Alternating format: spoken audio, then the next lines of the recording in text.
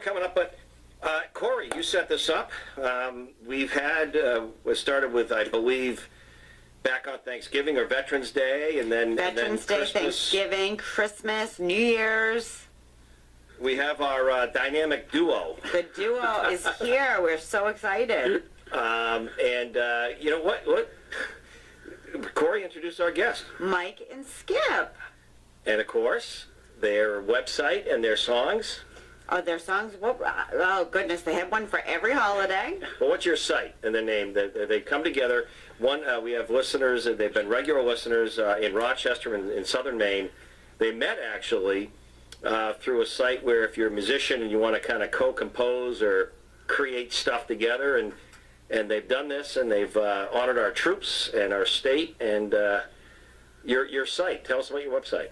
And the whole who you become. Yeah, well, good morning. This is Skip, and I'm the other half of the dynamic duo. I'm not Batman, but 3 Shades of Gray. That's the name of our duo, and yeah, we met online, kind of like a dating service for musicians, if you will. I like that.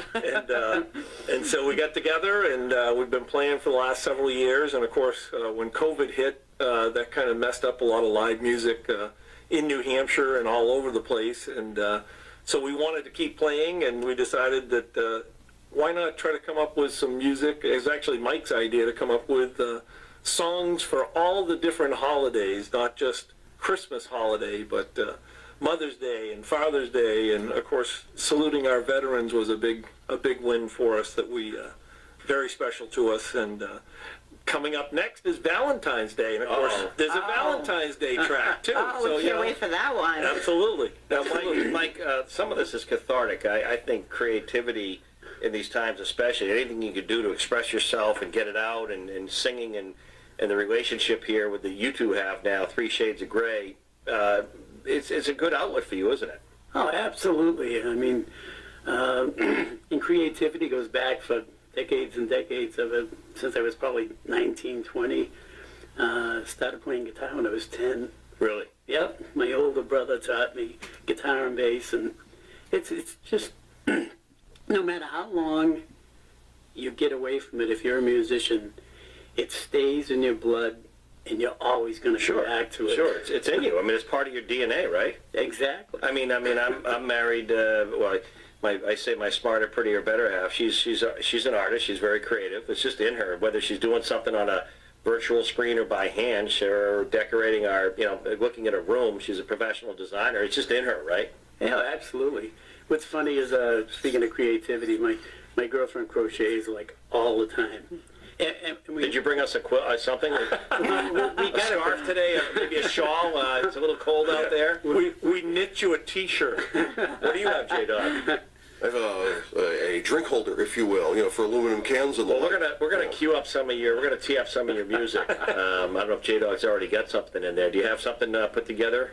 Almost. I will. Okay. Because I love how you have fun with this. The other thing that's interesting is, I think over the holidays, you mentioned, even with the COVID spread and transmission, you were able to get out and perform at some of the centers, and some of the people that unfortunately are alone. They don't have the socialization and I love when some of these folks will bring in like a dog to a senior center or a pet. You guys, you went in and played some music. Well, you know what's funny, Jack, is we played at Riverside Rest Home, which is one of our favorite, rest homes, and they had us with masks, a shield. We looked like something out of Outbreak with Dustin Hoffman. I saw the movie. I saw the movie. Yeah, and of course, that happened to be the week that Mike decided that we would add "Thank God I'm a Country Boy" into our set mix. So I'm literally singing, and it looks like my mouth looks like an accordion because of the mask going back and forth. Well, but it was fun. It was all good, and of course they loved having us there, both the residents as well as the staff. Yeah. So it's we love music. Everybody. I mean, it's a great thing, to go, especially to go to some of these rest homes and play for the folks in the memory care units. And music is just this universal language that stays with us.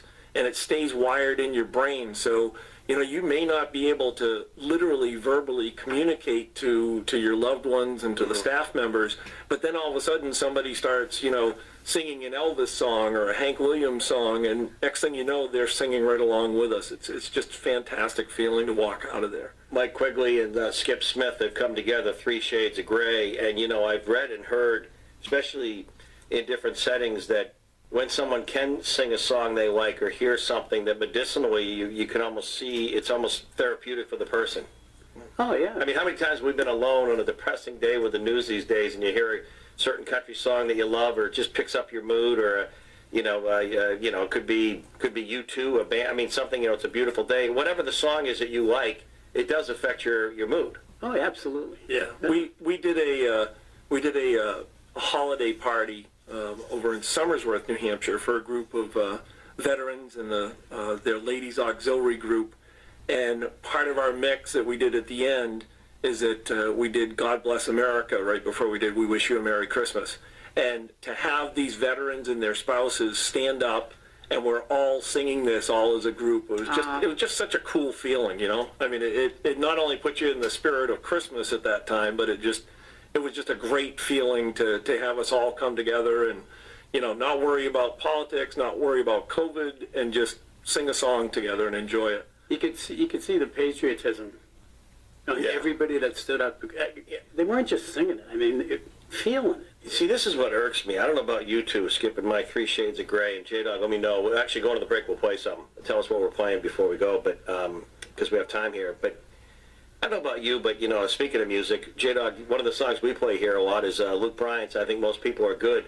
What you just said, the patriot, how people feel, I think most people are good, and I think most people feel better and want better and are not as divisive and not as interested in fighting over politics or some of the things that divide us. I think it's just a very few among us that almost want the rancor. They want the divisiveness. They want to separate. And I think most people, like when I'm out and about, I mean, I'll just give you an example. A week or so ago, I was getting some takeout from a local Mexican restaurant that I like. It was just one of those nights I've been traveling, and I just went in there, and I met the nicest couple, and the guy listens to my show, and Mike's his name. He's in the building business, excavation, and turns out we were born in the same town, north of Boston, and grew up in the same area. But we were just talking about how crazy things are now. But people in their life aren't crazy. It's like, I really think overall there's a greater good. And I think it's just being squelched right now. I really do.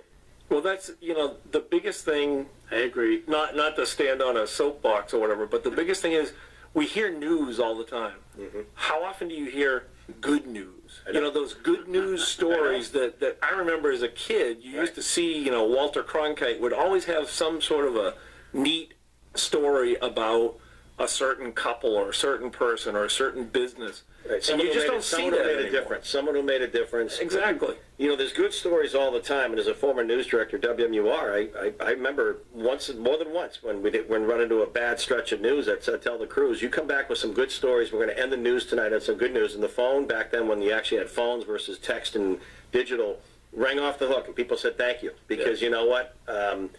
We all know, I think, and I think it's indicative in this big elephant in the room, the virus. We all know that this thing is not going away. I think we've all figured that out. Yep. And we all know it's going to take different variations, and we all know that I think that the people running, I don't want to get into it with you two, but as I said earlier, I don't think they really know anymore down in the CDC and the federal. I think it's just taking its course, and I think people are a little more optimistic than you might realize, despite the doom and gloom, the people who are out, the people who call in and test positive. And that's why the virus isn't rating as high as some of these other issues like inflation. I think people are seeing it for what it is. But let's get back to you two. So you, how often do you get together and actually compose? Well, I mean, we did that whole CD in probably about 2 to 3 months. But it was a little bit here, a little bit there. But the interesting thing about it, Jack, just so you know, is I'd write the songs, and then me and Skip would get that make the whole world sing. Yeah. And then dissect them. Yeah. And sit there and go over it and over it. As far as Skip was a great help, but when I write the 4th of July song, mm-hmm. And he's like, wait, let's just put it in chronological order. Now, Skip, when did you start your love with music? Probably about the same thing. I actually had I can still vividly remember to this day, you know, back in the day they didn't call it ADHD, but I was just constantly tapping on my school Yeah, they desk. also didn't name snowstorms back then either. This is true. And we walked uphill both ways, but that's another story. With a backpack. But Mrs. Lyle, my fourth grade teacher at Bridgeton Elementary School in Little Bridgeton, Maine, Oh, yeah. she I don't know if she saw something in me or she was just sick of hearing me tap on my desk, but she connected me with the music director, Dick Albert, and got into the percussion section in fourth grade and just kind of... That was it. That was it. I was hooked from there, and it gave me a creative outlet, and have loved it, you know, doing something with music ever since. What a neat place to grow up, Rich, in that area. And, you know, it's interesting. I love it. I think it's natural. It's fun. I don't know about you, Korie and J-Dog. Other than maybe choir in church, because it was cool to wear a robe, my musical abilities were quite limited and still are. But I guess I did some other things on a sheet of ice and some other things growing up. But I love it. I had buddies who tried it. I never forget. You two will laugh at this story quick, and then we're going to play some music, Skip and Mike, and then we'll take a break and let them finish up. And thank you both for coming in and supporting our veterans. Thanks you for very having much. us. Thank Yeah. you for supporting our veterans. But two quick stories. When I went to University of Vermont, anyone who knows Nectar's downtown, it was just one of those eateries around 1 in the morning that you hit on the way home up the hill to your dorm or room. And there was a band playing in the next room, and I thought they were terrible. And we'd say to Nectar, because they were getting free room and board there, these guys are awful, Nectar. It's 1 in the morning. I already got a headache. Can you please shut them up? The band was Fish.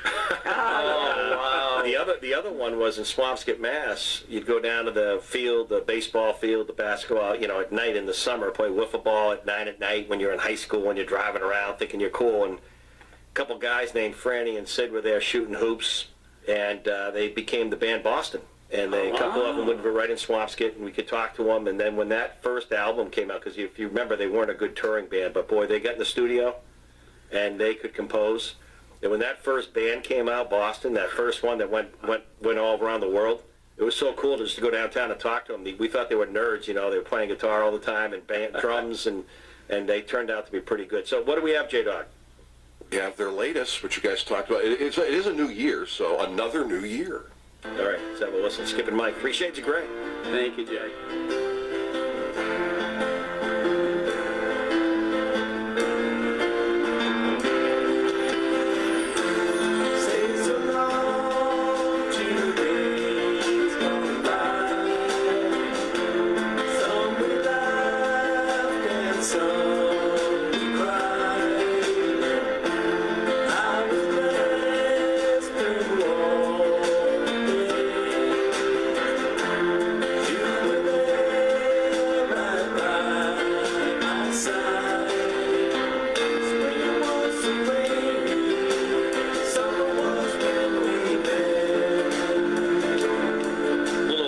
Right in that song. I love it. 3 Shades of Grey. We'll come back with Skip and Mike, and we'll even weave in Doug Tangton next on Good Morning New Hampshire.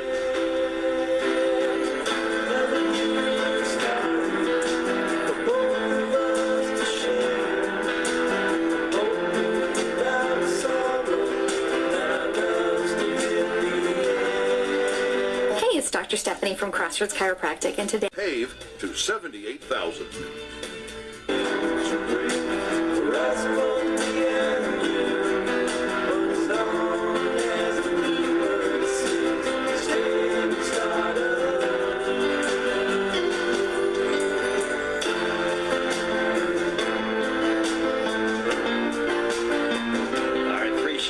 Skip and Mike in our GMI studios. A couple of our listeners came together during these unusual couple years and making some music together and songs, not only for spring, that is eternal, and our veterans and our community and our holidays. And thank you so much both for coming in, and we appreciate meeting you in person.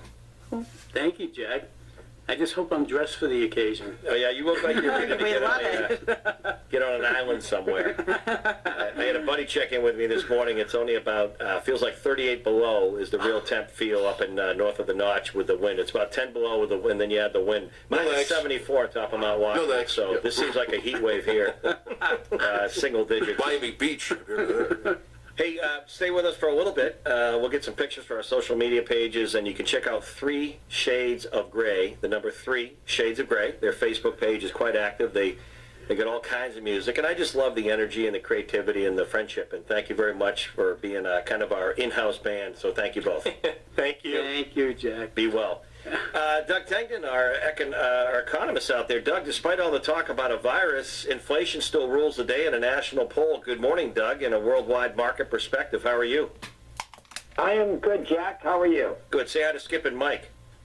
Hey, Skip and Mike, that sounded great. I just, my hat's off to you for live performances. My mother-in-law was with us with memory issues. She was in a memory care unit, and it just makes all the difference. Music is a wonderful, wonderful language. It transcends everything. So just my hat is off to you guys. Thank you very much. Thank you, Jack. Thank you. Thank you. Thank you, Doug. Doug.